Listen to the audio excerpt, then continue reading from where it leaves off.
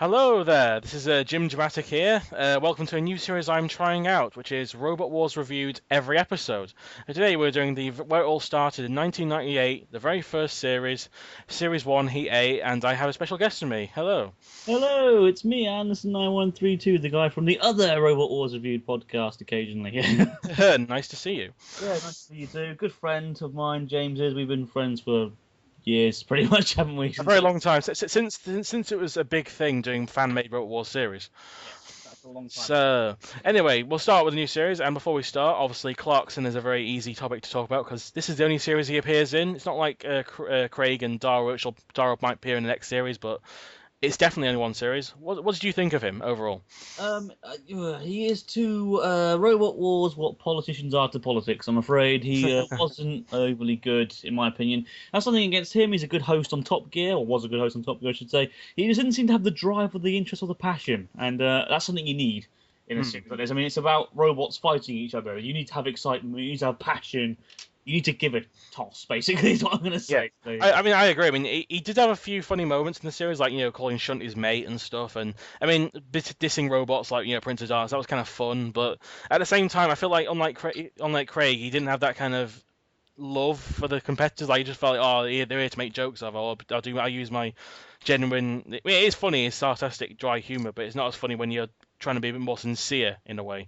Yeah. Whilst Craig, for the most part, was at least very nice to competitors. He got along with the kids, and all that, and he got along with everybody. Nobody really hated Craig at all. He was just enthusiasm like JP. He had the enthusiasm, but maybe sometimes it wasn't as technologically knowing. Well, Jeremy Clarkson might know a little bit more, but maybe didn't show the passion as much. I don't know, but it wasn't that bad. I mean, I can still watch the series and not go, oh, I hate Clarkson. I just kind of go, eh, he's there. It's just one series. It's not a big deal anyway. So if you don't like him, if you're first watching this, he's only in 6 episodes, so it's not much of a hindrance really. And I guess the robots are also a very important part of the series, naturally. And series 1 and 2 went for the weird format of having a gauntlet, which is like a obstacle course, trials with random other little mini obstacle courses like sumo, and then really bad battles. That was the series 1 and 2 tradition until series 3, when it was all about the battles, and the other bits were just side events. This was definitely the weakest for the battle series. And series 2, we'll get onto that in series 2, but series 1, yeah, they've not been the biggest focus. One of the biggest focus is probably some of the bullshit parts of series 1, and probably most importantly the robots as well in the heat. And Roadblock is definitely the best place to start up with, because Roadblock is amazing. Yeah, Heat winner and series winner. Spoiler alert. Yeah, there are spoilers in case somehow you haven't watched this 18-year-old series. Then go ahead. Yeah, go ahead. Yeah. By the way, just so you know, there are going to be literally no holding back with this. All right, I have to be kind of politically correct on the other one because it's modern and recent. But you know what? 18 years ago, I don't give a toss what anyone thinks about what I think about this. But yeah, Roadblock, great robot. Very well driven. Chris Kinsey, brilliant driver. Because the thing about Roadblock is it's a very big, bulky, slow-moving wedge-shaped robot, which is very hard to control. They were able to control it well enough to keep it not only driving through the obstacles, but also to keep the wedge on their opponents at all times. So it was very good driving. I didn't really see the point of having a spinning disc, but hey, I had a weapon, fair enough. Yeah. And it was a perfect showing of simplicity. Isn't always a bad thing, because it was literally just a wedge that got under things, toppled them over, and dominated. And because of that, I hugely respect it. And it's one of those robots that will go down in the history books as one of the greatest robots of all time. I agree. It's definitely it's got a very weird it's got a big cheese factor to it in series 3, where it's so big it's hard to attack apart from flipping it over. I mean, then nothing was really great back then, so it had no chance of getting flipped over. There was no Cassius, there was no Chaos 2, there was no gravity. It was just it wasn't any lifters, I don't think, in the series at all. So I think it was worth a damn. Yeah, it was really well built, really secure, never really broke down once, decent driving, a lot of good pushing power, and considering it's made out of road signs, I have to say it's really well made. And the sword's pointless, but it got a nice hit or two every now and then. So it was more just there to have an active weapon as opposed to just being another wedge or something like La Machine was or something in America.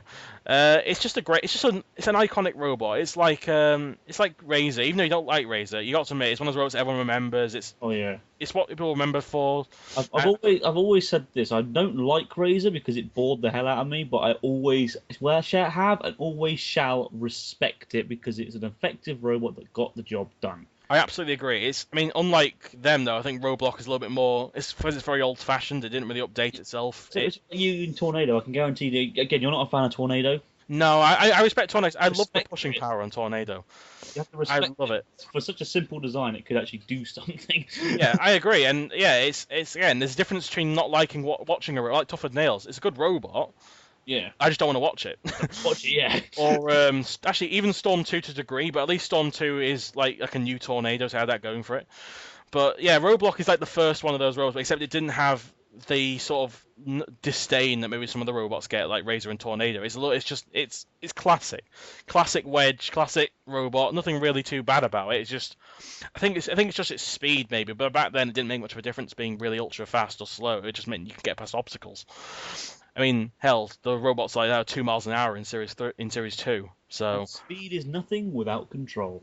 indeed, and reliability. Speed, control, and reliability are the two biggest factors for me. Yeah, along with the well, I guess it comes under control, but good driving. And maneuverability as well. You can't. There's casters everywhere. It doesn't make very good maneuverability at all. Speaking of really odd maneuverability, how about the Heat finalist, everyone? Although not grand finalist and not third place, as twice. They're the two things that JP kept saying in Series 2. Killatron was a Heat finalist.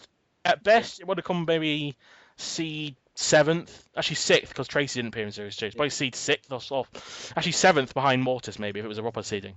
And also, for some reason in Series 4, he kept thinking that it came third in Series 2. Came 4th. And it came 4th. Yeah, it came 4th. Robot came 3rd, my friend. But the thing is, it's a decent-ish. Actually, I can't even say that. It's not really like a good robot. It's more entertaining to look at rather than actually enjoy being around it. Because Killatron's axe never really did much apart from it in Series 2. It has 4 of its 6 wheels above ground, so it can get flipped over really easily. Spoilers, that's what happens. Its axe just flails around doing nothing. It can barely drive forward. It constantly spins around in circles for some reason. I have no idea why. Like they're trying to get some control on it. It fell off a static ramp and then started hitting springs that didn't exist. But why not? They count as weapons apparently. And then as their tactic in the battles, they put 2 spikes on the front of it and just used it as a ramming wedge as opposed to a weapon. And they used it more like Stinger, just spinning it around in a circle and hoping the spikes would hit it. But at the time, it's probably better than it would have probably beaten Nemesis probably because it could have just got a few axe blows in and got a decent amount of damage on it maybe. But against Shogun, it was laughable.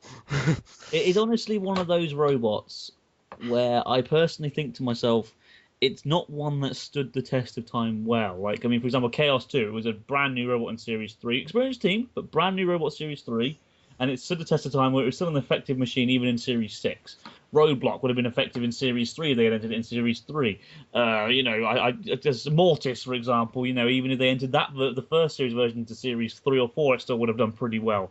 But Killatron, whilst it was a good robot for the time, I don't honestly see it. I mean, and as proved really by Series 4, it was so outdated, it was unreal. So whilst I respect it for again at the time being one of the more feared robots for some reason, it just didn't stand the test of time enough for me, unfortunately, and that is why I don't rate it as highly as I probably should do. I agree. It hasn't got much of a gimmick going to it. I mean, not to say the team weren't bad, but there wasn't like they weren't there for the comedy or it was just. I mean, the only thing that was funny about it was it's pink. Yes. And then in Series 2, it looks exactly the same, but orange. Yes. And Series 4, it's exactly the same, but bigger spikes and a scoop. Yes. And pink. Yeah. it never once changed. It was like Napalm Series 2, Series 3. They didn't even bother trying to update it. And as a result, they got completely destroyed. And they updated it, and they made it worse. Yes. Somehow. But yeah, enough about Napalm. Series 2 is definitely one we eat into that one. But anyway, we should probably move to one of the most famous robots ever to compete in the series, even if it didn't only appeared in Series 1 and 2, technically. Nemesis. No, not Shogun. No, you're so funny. It's Nemesis, of course. The boys from Ireland who are definitely up there with Plunderbird, up there with Sir Chromalot, Chompalot, Overdoser. Robots you love, although it's probably the most effective overall out of all the ones I just mentioned there, because Sir Chromalot got through by luck half the time. Plunderbird had a good series, and that was it. And because that was Series 2, because a cardboard box to get through Series 2. And Nemesis is just really great, and its successor Dietor was even better. Nemesis, while not a good robot, at least had a lot of nice comedy value. The fur was nice and colourful. It was garish and was easily recognised the the black polka dotted red fur. Everyone wanted a bit of it. And Yeah, spread like the plague. although in the Series 1, this series, unfortunately, the fire was not as prominent. In Series 2, it got a lot more torturous, which was nice to see. And I think Nemesis, and I think I mentioned to Sam once, Nemesis and Dietor, I think, could have improved slightly by making Dietor, or at least Nemesis making it 4-wheel drive and not 2. Yeah, I mean, it had a decent amount of push to begin with, to be honest, with just 2-wheel drive, so it could have done really well with 4-wheel drive. I think its biggest problem is when it was able to push a robot, it had to kind of move side to side constantly to push it. Yes. If it was 4-wheel drive, it could have got a lot more straightforward movement, and then like Tornado has. As opposed to just kind of wobbling side to side whilst pushing the robot. It had to keep doing that all the time.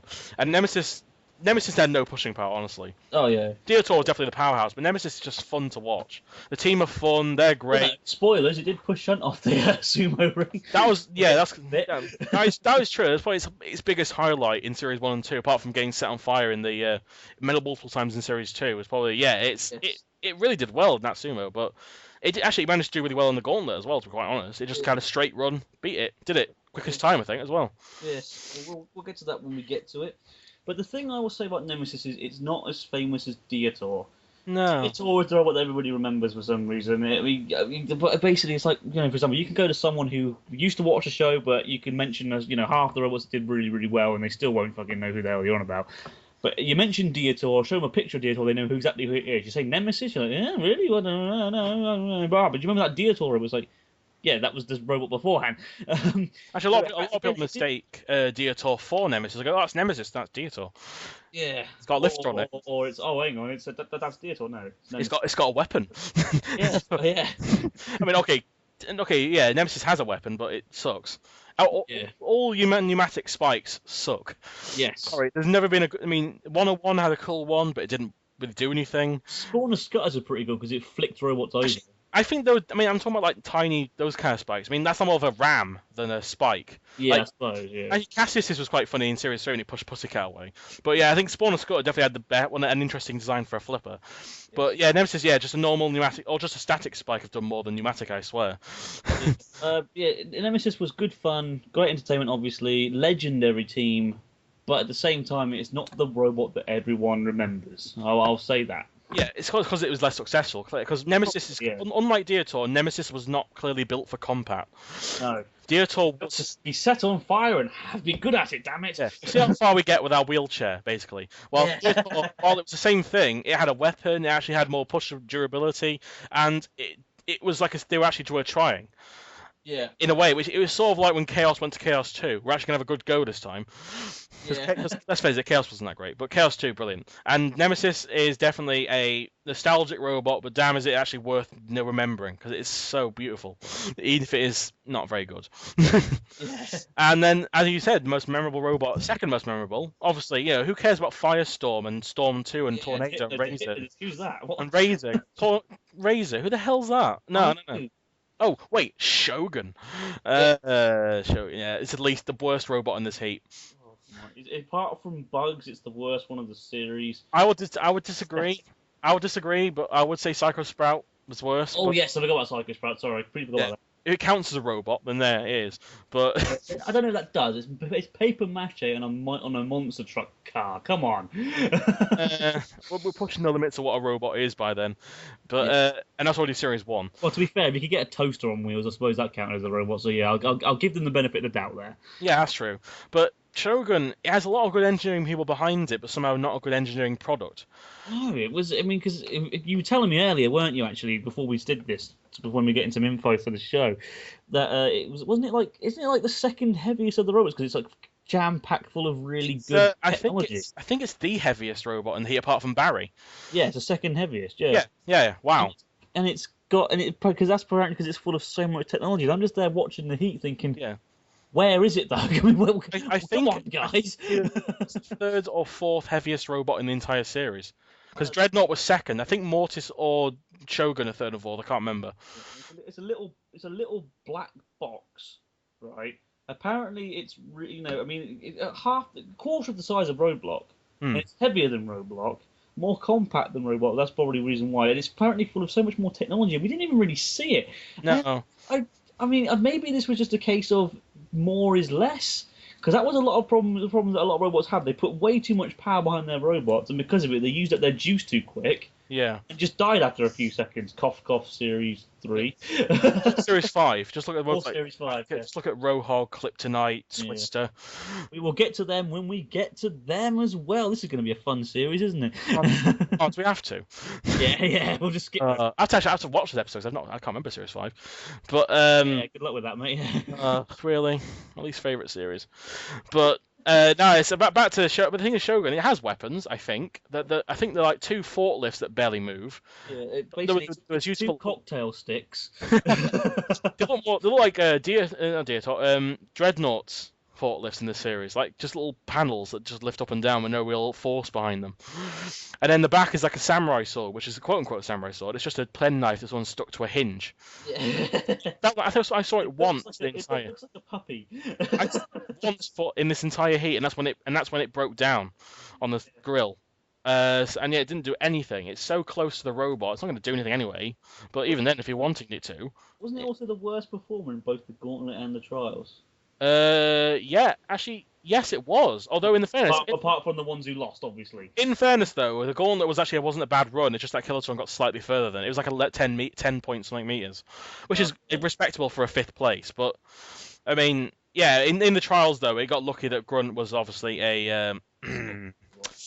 Yeah, we'll get to that in a sec. But Yes. Shogun was very disappointing for considering again who the people. I mean, actually, if I was following the series like as much as I did following the reboot, seeing who was behind the teams and all that, if I heard there was like people who were working on like from Rolls-Royce and had all this technology, I would think they have a good chance. Like Mortis from Cambridge, I think that's not a good idea, and they worked. Yeah. Shogun didn't, so I think maybe it was I don't know. It's the face is cool. That's about as far as it goes. Yeah, I can't think of anything else good about it. I think because the speed controller broke in the battle, it just couldn't turn anywhere. So yeah, it's either too complicated or just bad. I can't decide. Yes. And then finally, Well, not finally Amente, relatively speaking, of course. I'm talking finally in terms of the actual. There's one more legitimate competitor. Oh yes. We're doing it in backwards order, so winner to loser, and Grunt. Yeah, the stock robot. Okay, well, time for a history lesson from our good friend James here. So go on, mate. Okay. Take it away. Brilliant. Thank you, my partner Anson. Back to the studio now. And yes, Series 1 was obviously a new series. Therefore, they only had 33 competitors in total, so they needed 3 more robots. Luckily, we went over to America and got completely trashed, and we came back with the robots still working. So we decided, why not throw 3 of the robots in? They're stock robots, make up the numbers. That's where I have no problem with. And if they'd lost in the first round, or they won the second round but then broke down and let the other robot go through, I'd be fine with this. But instead, they got past the first round, dodged, basically either broke down in the case of 2 of them, or just fell off the sumo in the case of this one, robbing the place of a legitimate competitor who could have done well in that event, or at least got further than they could have, and therefore destroying the whole point of the series as 3 robots didn't even get a chance to do what they could have done. Now, a bit daft, wasn't it? Barry, Plunderbird at 1, and Elvis were all denied it. Granted, I don't think Elvis is very good. No, even Series 2 Elvis was a little better. It was still crap. Yeah. But, to its credit, it deserved to get through because it was legitimate competitor. Yes. Eubank wasn't. Neither was WYSIWYG, and absolutely neither was Grunt. Although Grunt was probably the best one of the 3. It was the fastest. It had a wedge on it. It was actually quite good. It had little spikes to get on stuff in it. Very believable. Decently driven in the Gauntlet. I mean, guy drive it. He just had to give up in the trials. But he could have actually had a decent go with Shunt if he was allowed to do what he wanted. But I think it's the fact. It's just the fact it took place with some legitimate competitors makes them hated, and it's completely justified in my opinion. Yeah, I mean I agree because I mean like I said, I mean for example Barry. This is the spoilers again. This was the heat of the sumo. So Barry, a big 116 kilo robot with a scoop bottom push, would have done really well in that. Plunderbird in Heat C, very maneuverable machine, could have done really well in the football trial. Elvis was Elvis, but still had more of a right to be there than Eubank did. And I mean, I wouldn't even mind if, like, for example, they won the gauntlet by accident because, you know, they didn't know how far the other competitors had gone. But if they had just turned around and said, "Oh, look, Grunt broke down, it's irreparable, barrier back in," Hmm. I would have had a problem with that. But they didn't. And unfortunately, it just leaves a bit of a bad taste in your mouth knowing that there were two really good teams that were actually robbed of a chance. I agree. I mean, at least Punderberg got the chance in Series 2. But Yes. Barry, unfortunately, never got a chance because Sonic got defeated, and I don't think the guys from Elvis did well in Series 2 either. So, although they got further than they did, but it's still not that good. But it's just a shame seeing this kind of thing happen. And unfortunately, luckily, this is the only series this actually happens in. Yeah, thank Because goodness. thankfully, every other series had too many robots, so they always had reserves and all that kind of thing. But yeah, this one was like, yeah, it's understandable why they put them in, but it's not understandable why the means of getting through. I think that's part of the problem. But I can understand why they're in the series though, but not as far as they got. Yeah. And then yeah, as you mentioned there, Barry is unfortunately the one who has to go out in the first round, Yes. completely for no reason. And And what annoys me about it is that anyone could argue with me here, but you're wrong because it's me. No, I'm joking. But honestly, Barry would have won Series 1. All right, I don't care what anyone said. It's 116 friggin' kilos. The second heaviest robot of the series was Dreadnought at 92 kilos, so it was 14 kilos heavier. in fact, it's heavier than the weight limit now. Yeah, it's heavier than the weight limit now. You know what I mean? It was such a heavy robot. It could have. I mean, and again, with all that push and all that talk against robots. I mean, remember, most of the robots in this series were below, 70 kilos. A lot of them were middleweights, lightweights, and featherweights. Barry would have dominated. This series was Barry's, But and he got screwed over by a friggin'. yeah, actually, the turntable played a role in it because it panicked, went forwards, got on the grill, got out of it, and stuck on the wedge on the ramp. We'll get to the turntable in a minute. In fact, I think that's a pretty good segue, isn't it? Really? Yeah, because I mean, all I say about Barry is it just looks powerful. It looked quite gringy, like from a scrapyard. I like that kind of look. But actually, the one thing it probably did have a disadvantage about was the fact that it was not well driven. Yes. Again, it came out at the start. I mean, it was introduced. Oh, from somewhere, Barry. Oh, in the wall. All right. Like Dreadnought did the same thing, but I think that was just because it I don't know.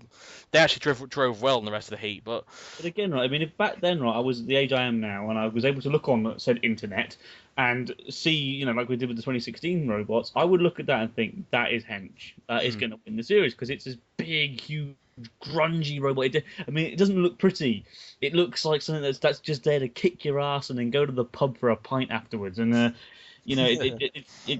it's just such a shame that it lost because I do honestly think it would have won the series. oh, definitely. But it's just a shame anyway. Yes. But anyway, so the turntable, before we get to the trials and all that kind of stuff, the turntable is one of the, besides the stock robots getting through, is the most bullshit thing in this series. Oh, yeah. Right, for those, again, if you still haven't watched this episode, go and watch it. They're all on YouTube. Right, in Series 2, flawed as Series 2 is, and is in many ways worse than Series 1 because what they should have improved on and didn't. To their credit, they made a steel cage where every robot started and it started where it wanted to start, and it just went. In Series 1, you have a turntable, which turns you round, so when Activate starts, you could be backwards or in the wall, and you have to somehow get out of that thing just to start. Roadblock wanted to go around the ramp and couldn't. Barry wanted to go up the ramp and couldn't. In the next heat, I was talking with Sam. Two robots got stuck on the roundabout trying to get out.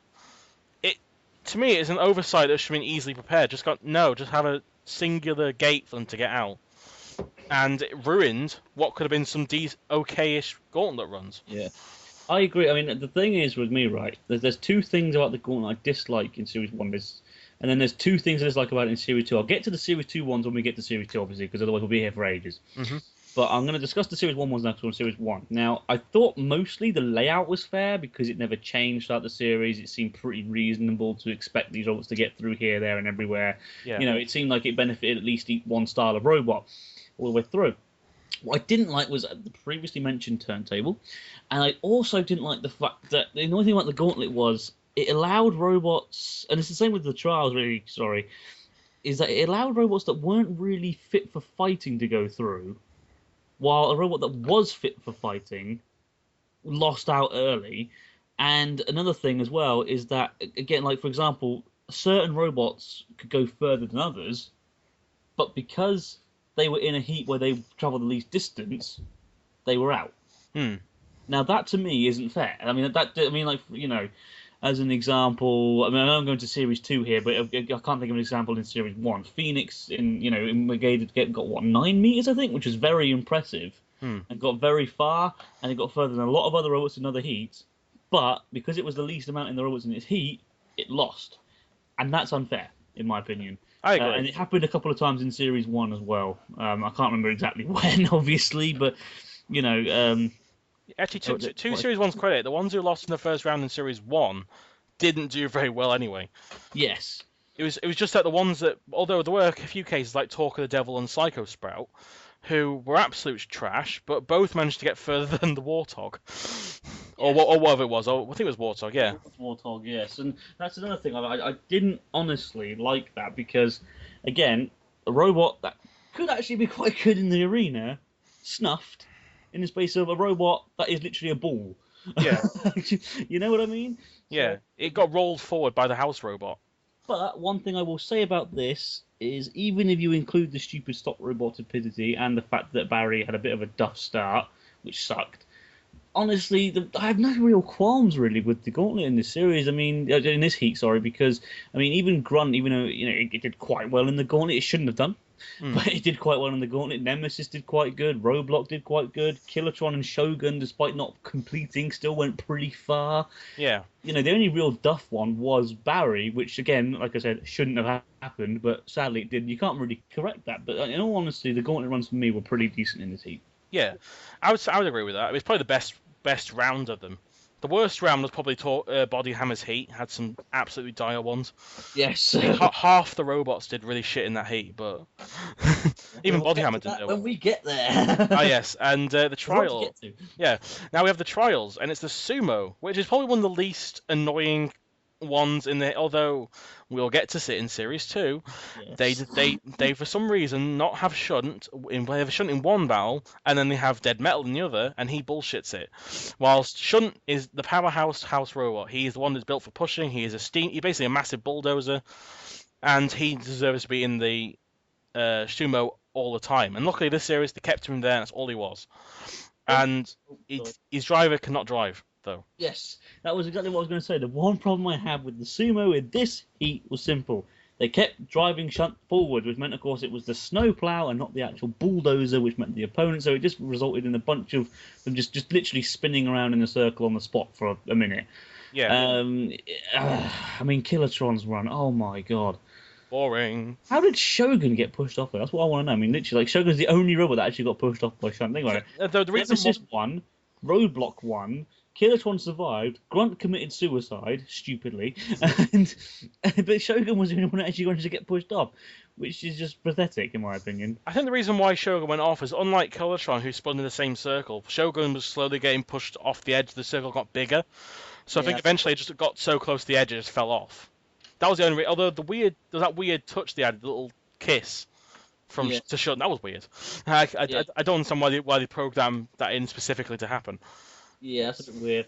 I will say this: this is a mixed bag when it comes to the trials for me because, like I said, the Grunt thing rubs me off the wrong way, and of course, Killatron's was boring, and so was Shogun's. But at the same time, he also had two really good robots winning the trial, which was nice to see. So it was a bit of a mixed bag. Yeah. Although one last bullshit thing was the fact they called that. Even though Roadblock pushed Shunt off, they called it as survived because he fell off as well. No, he won. If that's the case, then Panic Attack shouldn't have won the Sumo Basho in Series 4. There you go. Yeah, I think by Series 2 they considered it as a win anyway. Yeah. But whatever. I mean, it's still stupid. Yeah, I mean, I think, because I don't really get the logic on that, but whatever. It wasn't really that interesting for the most part, the Sumo, though. It was just, I mean, two got pushed off, two span around in circles, one fell off eventually, and one just committed suicide. Yeah. Very standard for Sumo in Series 1 and 2, I swear. Yes, very. But the battles are a little bit more interesting. I mean, well, the 4 robots obviously Grunt committed suicide, so they're out. So Yep. now we have the 4 robots remaining, and first it is Nemesis against Roadblock.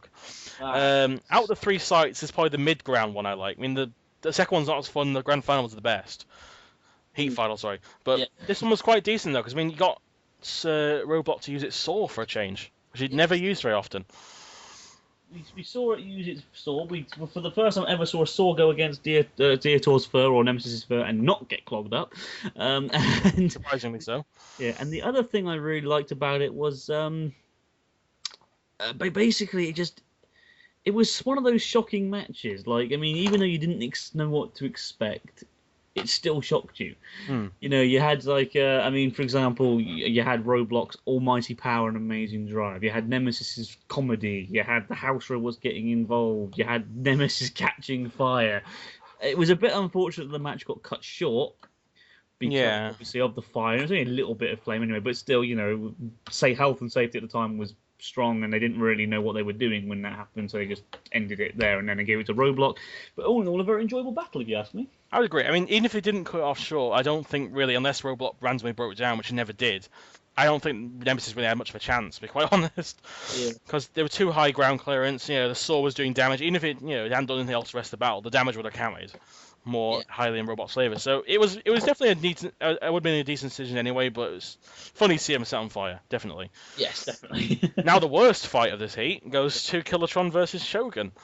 Okay, here's a play-by-play for you, in case you probably haven't watched it. Right? Okay. So, Kilotron moves forward whilst Shogun plods towards the grill. Idiots. Kilotron bumps into it. They turn around and get stuck on the grill. The end. Whoop-de-friggin' do. Brilliant. What the hell was that? Next battle. No. Yeah. I mean, you could watch the battle in about 1.5 times speed and just put his commentary there, and that's basically what happened. It was pretty shocking. But I will give JP credit, right? He managed to make the most mundane match sound entertaining because his commentary is brilliant. I mean, I've always been a believer that commentary makes it. For example, go right now, just pause this podcast, go right now, watch your favourite match on YouTube, because they're all on YouTube, but watch it with the sound off.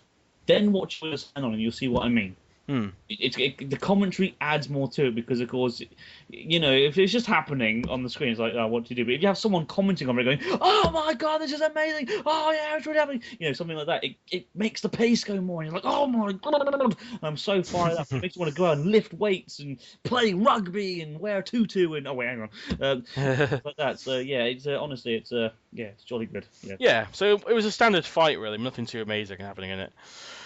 And then the Heat final was very good in my opinion. I mean, it was definitely Roadblock in favour right from the start because of the high ground clearance of Kilotron and the lack of control from Kilotron and lack of potent weaponry, relatively speaking.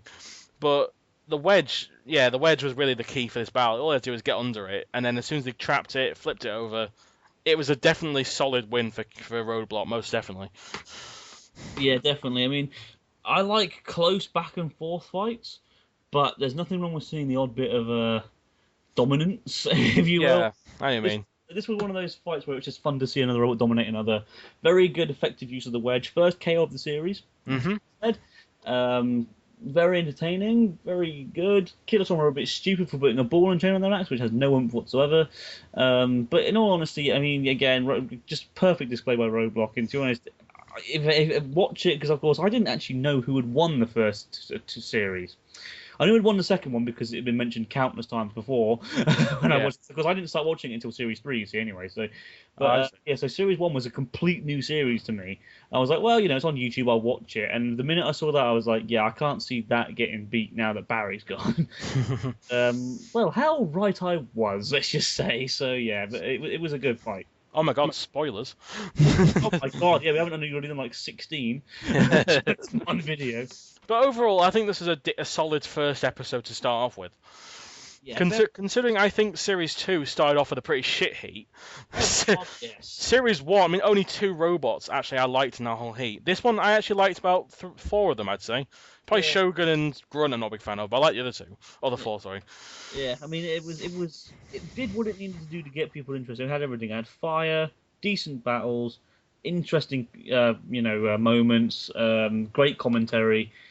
I mean, the Heat A is arguably the most important heat of every single series, just simply because it needs to be one of the better ones because it needs to draw people in and get them excited for what's happening. Oh yeah. And this is the proof right here. The proof is in the pudding right here, really, with this one. I mean, I know for a fact that if I watched it live, I think I would definitely be up for watching the next series. Yeah, I mean, I do think. Yeah, looking at it as by today's standards, it's not much, but at the time, this was something completely never seen before. Like, oh my god, sort of thing. So yeah. Yeah, I mean, I think Series 4 has the best opening heat of any series, but I will admit I absolutely love this. This is a good way to start off an entire set of a great show, indeed. Most certainly. Definitely so. It's the legend was born.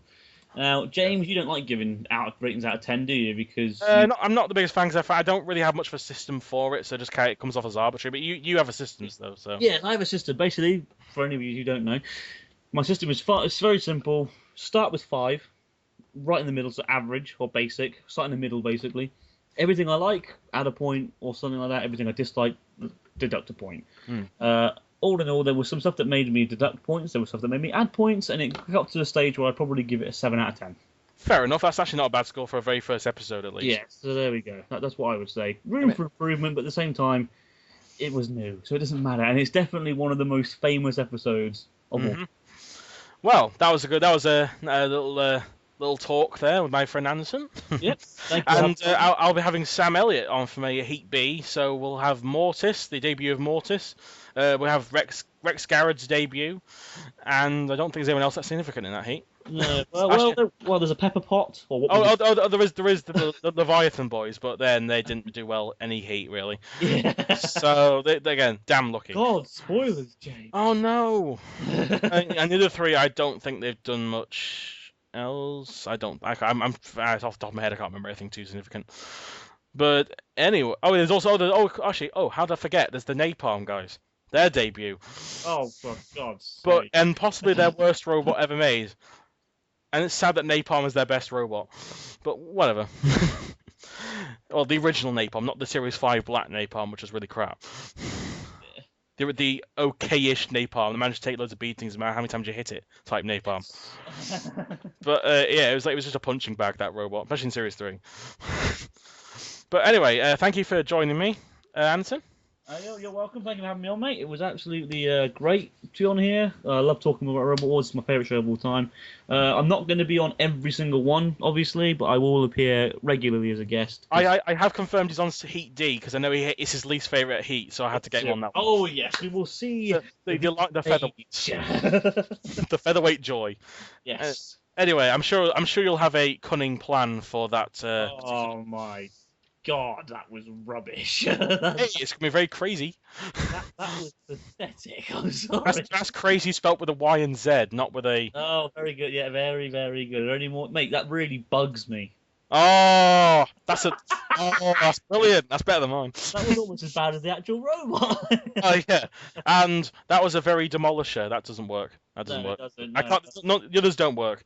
But see you next time on Heat D. I'm sure we'll be talking to Sam Elliott for Heat B, and this is Jimjamatic signing off. And Anderson 9132. Thank you very much. Take care, guys. See you later.